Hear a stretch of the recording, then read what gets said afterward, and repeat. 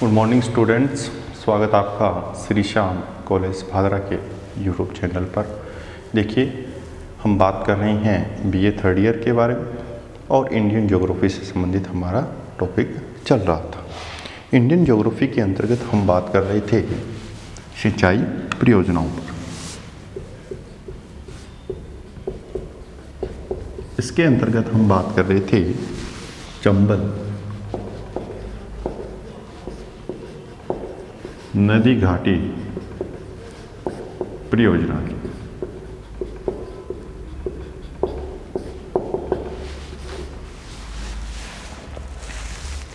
चंबल नदी घाटी परियोजना में हम बात कर रहे थे बांधों के बारे में।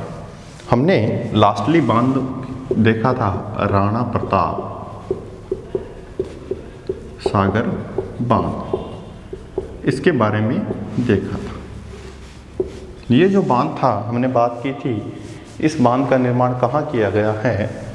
देखिए, गांधी सागर जो बांध था, हमने बात की थी, उस बांध से लगभग 57 किलोमीटर आगे की बात करेंगे, चूलिया जलप्रपात है, वाटरफॉल है चित्तौड़गढ़ में। वहां पर क्या है, राणा प्रताप सागर बांध का निर्माण करवाया गया। किस नदी की बात कर रहे हैं हम? चंबल की बात कर रहे हैं। तो चंबल नदी पर राणा प्रताप सागर बांध है। इससे क्या है, इससे 113 वर्ग किलोमीटर की बात करेंगे तो 113 वर्ग किलोमीटर में एक ऐसा जलाशय बन गया है जो बहुत से अन्य कार्यों में उपयोग में लिया जाता है। फिर हम बात कर रहे थे कि राजस्थान में जल भराव की दृष्टि से देखा जाए, राजस्थान में जल भराव की दृष्टि से देखा जाए तो सबसे बड़ा बांध माना जाता है। कौन सा? राणा प्रताप सागर। ये तो राजस्थान के संबंध में एक विशेषता हो। फिर यहीं पर क्या है, विद्युत गृह की स्थापना की गई है जो 43 मेगावाट की 4 इकाइयां स्थापित हो चुकी है। 43 मेगावाट की 4 इकाइयां यहां पर स्थापित की गई हैं। तो ये हमने बात की थी राणा प्रताप सागर बांध के बारे में। अब हम बात करेंगे, एक और बांध का निर्माण किया गया है। लास्ट हम बात कर रहे हैं, 3 की हमने बात कर ली, राणा प्रताप सागर बांध, गांधी सागर बांध और कोटा बैराज की हमने बात कर ली। चौथा आता है जवाहर सागर बांध।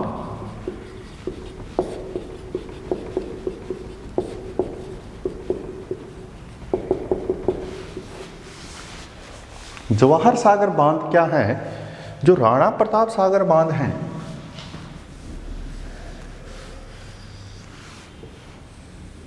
ये राजस्थान की थोड़ी सी बता देता हूं आपको।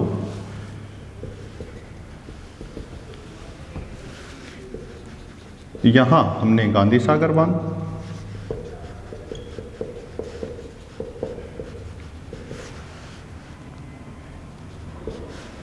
राणा प्रताप सागर बांध, ठीक है, कोटा बैराज, जवाहर सागर बांध, इस प्रकार से इसका निर्माण किया गया है। राणा प्रताप सागर बांध से बात करेंगे,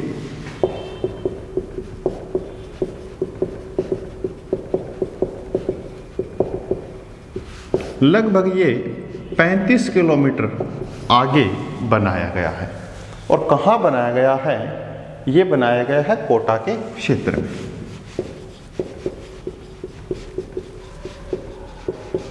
किस क्षेत्र में बनाया गया है? कोटा के क्षेत्र में इसका निर्माण किया गया है, ठीक है। और इस बांध की लंबाई के बारे में देखेंगे, जवाहर सागर बांध की जो लंबाई है वो है लगभग 548 मीटर। ठीक है, और इसकी ऊंचाई की बात करेंगे तो इसकी ऊंचाई है लगभग 45 मीटर। ठीक है, और यहां पे क्या है, 1971 में क्या हुआ, यहां पर एक विद्युत ग्रह की स्थापना की गई। यहां से भी क्या है, जल विद्युत का उत्पादन किया गया है। और यहां पर 33 मेगावाट बिजली उत्पादन क्षमता की 3 इकाइयां संचालित की गई है। कहां पर, जवाहर सागर बांध पर। कितनी इकाइयां, 3 इकाइयां संचालित की गई हैं। तो इस प्रकार से हमने चंबल नदी घाटी परियोजना में चारों बांधों के बारे में देख लिया है, कौन कौन से बांध हैं। अब हम देखेंगे कि इस नदी घाटी जो परियोजना है, इस नदी घाटी परियोजना के माध्यम से नहर की व्यवस्था जो की गई है वो किस आधार पर की गई है, ये हमें देखना है। तो हम इस परियोजना की नहर व्यवस्था के बारे में थोड़ी सी चर्चा करेंगे। नहर व्यवस्था, ठीक है। अब देखिए, हमने बात की थी कोटा बैराज की बात की थी, क्या है, एक अवरोधक बांध की बात की थी हमने। तो कोटा के अंतर्गत जो अवरोधक बांध बनाया गया है,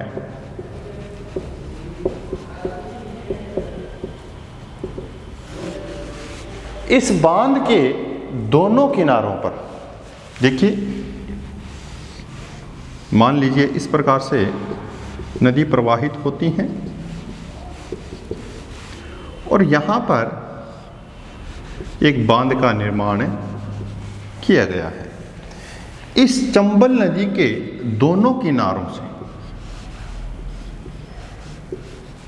इस ओर प्रवाह हो रहा है बायां भाग, और ये हो गया आपका दायां भाग। बायां और दायां दोनों किनारों पर क्या है, नहरें निकाली गई। ये नहरें किनको सिंचाई प्रदान करती हैं, राजस्थान प्लस में मध्य प्रदेश, दोनों को क्या करती है, सिंचाई प्रदान करती है। ठीक है, और किस भाग में किसको सिंचाई प्रदान करती है, ये देखिए, बाएं भाग में कुछ नहरें निकाली गई हैं। ये नहरें किस भाग को सिंचित करेगी, राजस्थान को। और राजस्थान का जो बूंदी का क्षेत्र है, वहाँ पर जो सिंचाई की जाती है वो इन्हीं नहरों के माध्यम से की जाती है। बूंदी जिले की बात करेंगे तो राजस्थान में इस चंबल नदी पर जो कोटा अवरोधक बांध है उसके बाएं भाग में नहरें निकाली गई है, तो उससे उसका संचालन किया जाता है। दाएं भाग की बात करेंगे तो यहाँ भी नहरें निकाली गई हैं। अब देखिए, यहाँ से हम थोड़ी दूर जाने के बाद में किसकी सीमा आ जाती है, मध्य प्रदेश की सीमा आ जाती है।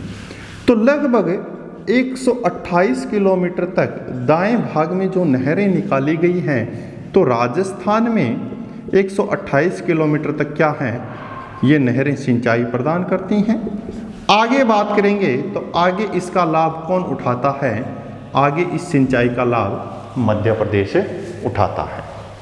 ठीक है, ये नहरों की बात हो रही है। अब इस परियोजना की बात करेंगे तो राजस्थान के अंतर्गत मुख्यतः सिंचाई देखी गई है। राजस्थान का जो कोटा, बारां, बूंदी, ये जो जिले हैं, इन जिलों में भूमि में सिंचाई की जाती है वो इसी नहर परियोजना, इन्हीं नहरों के द्वारा की जाती है जो चंबल नदी से निकाली गई है। ठीक है, अब हम इस परियोजना के निष्कर्ष की बात करेंगे। बांधों की बात कर ली, सामान्य परिचय की बात कर ली, नहर व्यवस्था की बात कर ली। अब इसके निष्कर्ष पर पहुंचेंगे कि क्या निष्कर्ष निकलता है इस परियोजना को लागू करने से। देखिए, इस परियोजना के तहत जितने भी बांध बनाए गए हैं उन बांधों से 360 लाख हेक्टेयर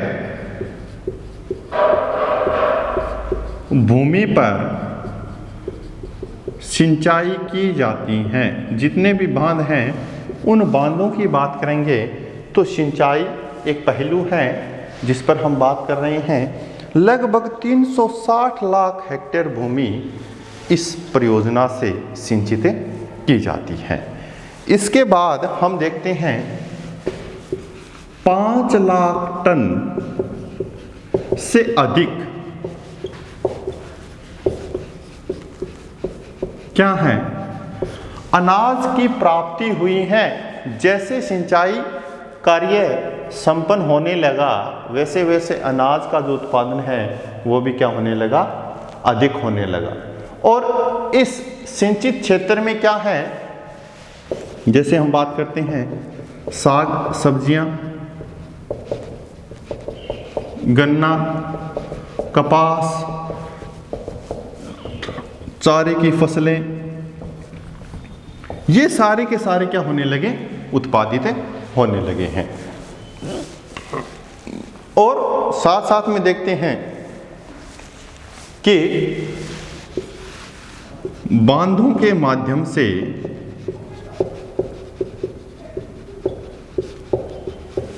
जो मत्स्य पालन है, इस मत्स्य पालन का भी क्या हुआ है, विकास हुआ है। मत्स्य पालन में भी क्या हुई है, वृद्धि हुई है इस परियोजना से। फिर हम बात करते हैं जल परिवहन, पर्यटन, मनोरंजन,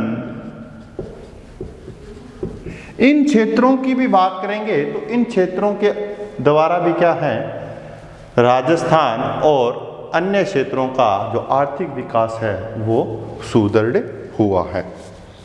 तो ये हमने चंबल नदी घाटी परियोजना की संपूर्ण बातें कर ली हैं। अब देखिए, हमने सिंचाई से संबंधित कुछ परियोजनाओं की बात की, सिंचाई के स्रोतों की बात की और सिंचाई से संबंधित अन्य तथ्यों की भी हमने साथ साथ में बात कर ली। तो सिंचाई का जो चैप्टर है वो सिंचाई का चैप्टर हमारा कंप्लीट हो गया है। अब हम इंडियन ज्योग्राफी में एक टॉपिक और है उसकी बात करेंगे। वो टॉपिक है पशुपालन।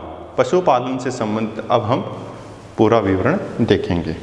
चलिए हम बात करते हैं उस टॉपिक के बारे में, पशुपालन से संबंधित।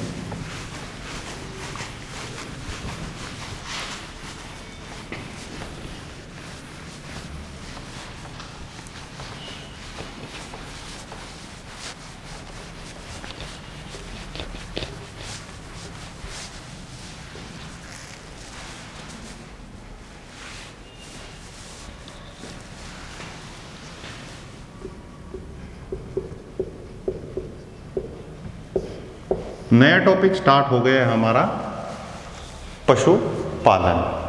ठीक है, अब देखिए भारत के संदर्भ में बात कर रहे हैं तो भारत का हम आकलन करेंगे विश्व के संदर्भ में कि भी क्या स्थिति है पशुपालन के आधार पर। पशुपालन के आधार पर देखा जाए तो विश्व में भारत प्रथम स्थान पर है। किस स्थान पर है? प्रथम स्थान पर है पशुपालन की दृष्टि से देखा जाए तो विश्व की सर्वाधिक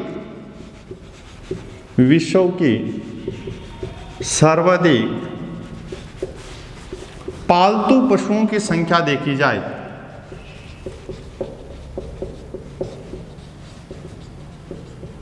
वो संख्या कहां पर पाई जाती है? वो संख्या पाई जाती है भारत में। ठीक है, ये विश्व के संदर्भ में हमने देखा है। अब देखिए, किसी न किसी क्षेत्र का योगदान तो होता ही है आर्थिक विकास में। या हम बात कर सकते हैं जीडीपी में, सकल घरेलू उत्पाद की बात करेंगे।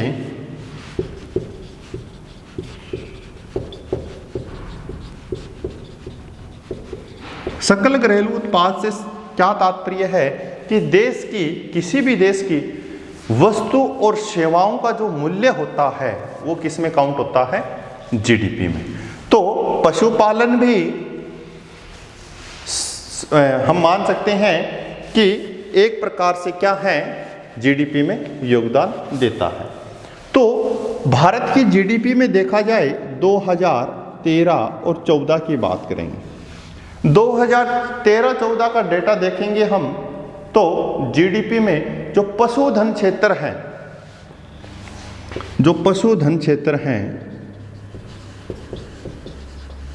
इस पशुधन क्षेत्र का कितना योगदान रहा है इसकी बात करेंगे तो 3.6% योगदान जीडीपी में किसका रहा है? 2013-14 में पशुपालन का रहा है या पशुधन का रहा है। ऐसी बात नहीं सिर्फ पशुओं धन को ही काउंट किया जाता है जीडीपी में, बहुत सारे सेक्टर होते हैं।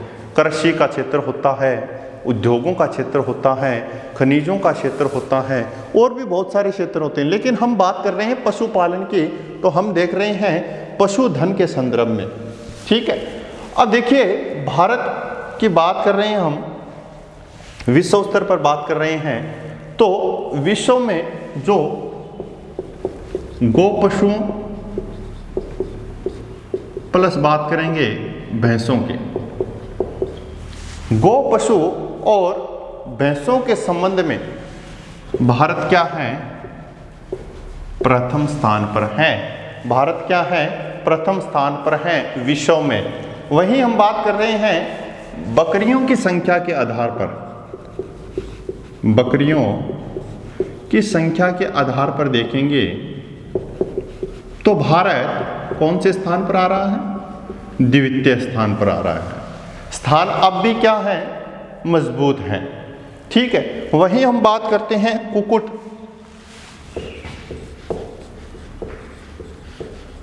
कुक्कुट पालन की संख्या के आधार पर भारत कितने स्थान पर आता है? 7वें स्थान पर आता है भारत।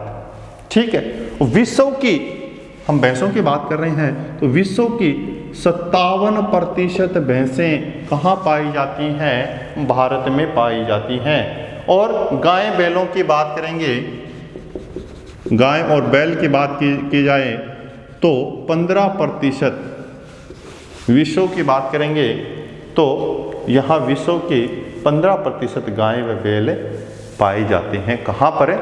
भारत में। ठीक है, ये हमने थोड़ा सा सामान्य परिचय देख लिया है विश्व के संदर्भ में भारत का। अब हम इसके पशु संपदा पर बात करेंगे।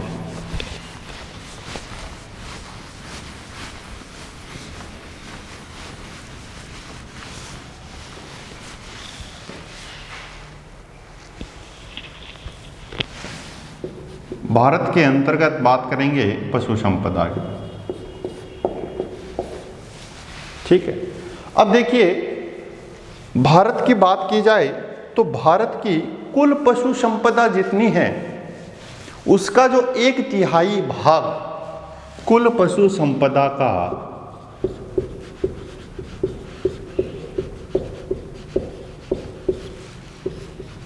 एक तिहाई भाग भारत के मात्र कितने राज्यों में? 6 राज्यों में पाया जाता है। कुल पशु संपदा का 1/3 भाग कितने राज्यों में? 6 राज्यों में। वो 6 राज्य कौन कौन से हैं जिनमें पशु संपदा अधिक हैं? देखिए, मध्य प्रदेश, उत्तर प्रदेश, आंध्र प्रदेश, महाराष्ट्र,